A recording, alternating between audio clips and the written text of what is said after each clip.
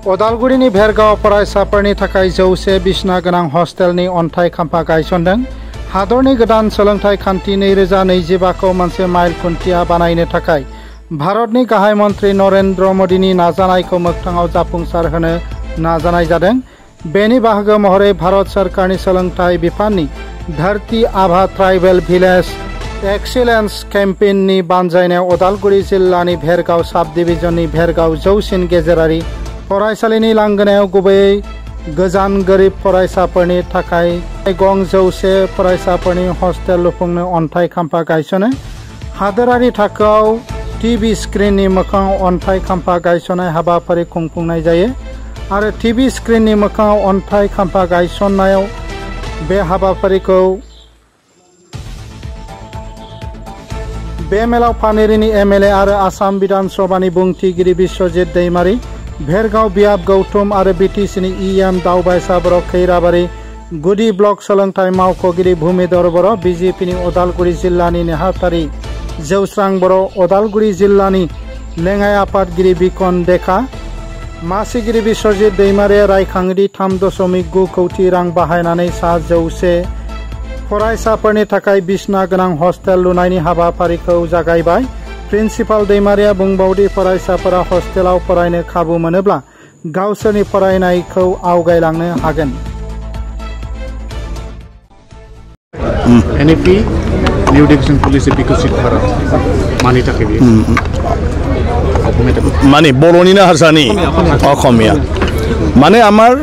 विकसित भारत आरो new education policy शिक्षार क्षेत्रत नतुन पलिसी ग्रहण करिছে आरो हे नतुन पलिसी अनुयायी আজি भारत सरकारे आमार 17टा मन्त्रणालयक एटा दायित्व दी दिছে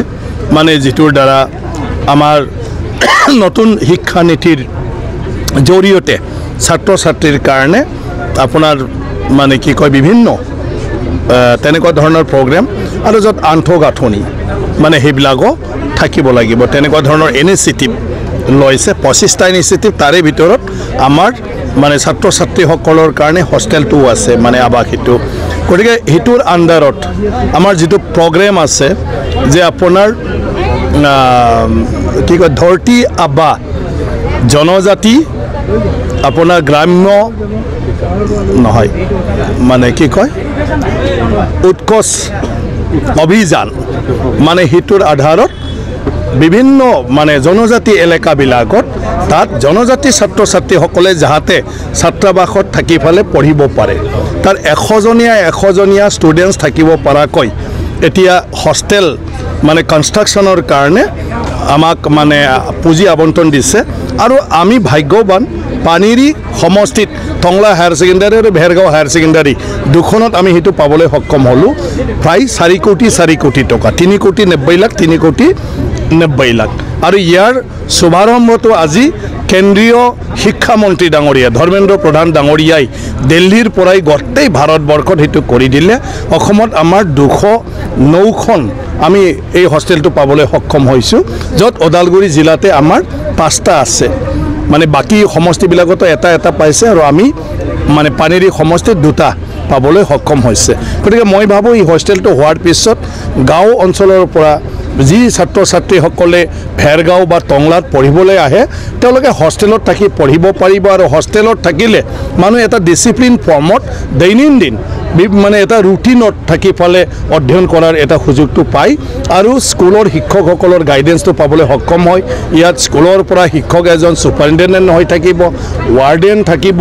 আৰু মাজে সময় এই ছাত্ৰ ছাত্ৰীসকলক বিশেষ এটা পৰীক্ষাৰ ক্ষেত্ৰত বিশেষ এটা তেওঁলোকক মানে ক্লাছৰ ব্যৱস্থাও কৰি দিব পাৰিব গতিকে যথেষ্ট উপকাৰ হ'ব বুলি মই ভাবো কি ক'ব আজি আপোনাৰ স্কুলত বা হাই ছেকেণ্ডাৰী মানে এটা 100 বিচনাযুক্ত হোষ্টেল নিৰ্মাণ হোৱাৰ মানে আধাৰশিলা স্থাপন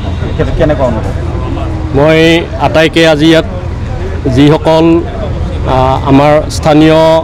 সন্মানীয় ব্যক্তি উপস্থিত হৈছে আৰু আপোনালোকে আজি দেখিছে যে আমাৰ অসম বিধানসভাৰ অধ্যক্ষ মাননীয় বিশ্বজিত দৈমাৰী ছাৰে আমাৰ এই 100খন বিচনাযুক্ত যেটো ছাত্ৰ ছাত্ৰীৰ আৱাসস্থলীটো মুকলি কৰিলে মই এই মুহূৰ্তত ভাবিছোঁ যে 1954 চনত প্ৰতিষ্ঠিত এই বিদ্যালয়খনে, আৰু আপোনালোক আটাইয়ে জানে এই বিদ্যালয়খন অসম চৰকাৰৰ মৰমৰ সহযোগত 2022 চনত হাই ছেকেণ্ডেৰীলৈ উন্নীতকৰণ হৈছে। যদিও হাই ছেকেণ্ডেৰীলৈ উন্নীতকৰণ হৈছে, এই বিদ্যালয়খনত অভাৱ অভিযোগৰ সীমা সংখ্যা কিন্তু নাই। আজি আমি অতিকৈ আনন্দিত হৈছোঁ যে আজিৰ পৰা 10 দিন আগতে এই বিদ্যালয়খনক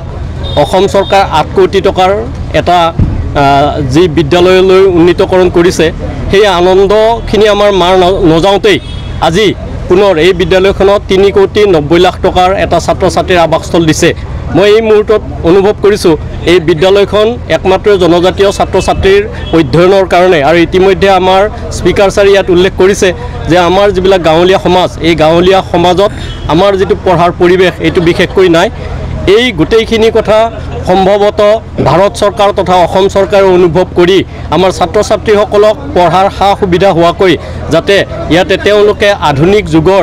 যিটো নেকি বিদ্যাৰ মানদণ্ড ইয়াৰ লগত খাপ খোৱাকৈ এই বিদ্যালয়ত থাকি শিক্ষকৰ সহযোগত ইয়াত অধ্যয়ন কৰিব পাৰে, তাৰ বাবে নিশ্চয় এইখিনি আমাক সুচল কৰি দিছে। এই জগতে আপোনালোক উপস্থিত থকাৰ কাৰণে মই ধন্যবাদ যাচিছোঁ আৰু চৰকাৰকো এই জগতে ধন্যবাদ জনাইছোঁ।